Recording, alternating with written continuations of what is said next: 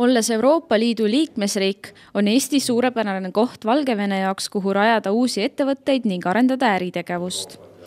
Arutamaks just praegust ja edasist koostööd kahe riigi vahel, saidki täna kokku Valgevene ning Eesti delegatsioonid. Meie ettevõtlusametil on üsna palju teha tööd sellega, et Tallinnat tutvustada kõikvõimalike välispartneritele ja külalistele, kes meil käivad.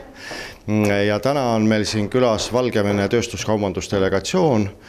Meie kaubandustööstuskoda on seda vahendanud ja ma vaatasin nimekirjast, et väga paljude soliidsete ettevõtete juhte ja inimesi, kaasa arvatud siis ka nende tööstuskaubanduskoja inimesed.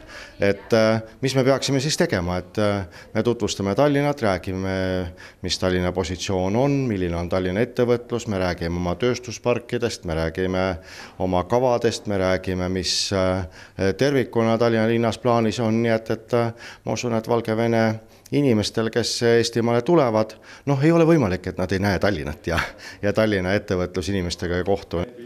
Eestisse saabunud Valgevene delegatsioon kiitis Eesti senist arengut ning oli huvitatud oma ettevõtete toomisest Eestisse.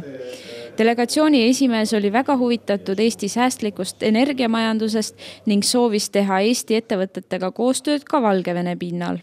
Первый раз в Эстонии, и такое впечатление, что я прилетел в конце лета в красивый европейский город, чистый, спокойный, где можно многому поучиться. Вот лично для себя я уже многое увидел и в торговой палате Эстонии интересного, что обязательно нужно есть, да и вообще в сервисе в эстонском.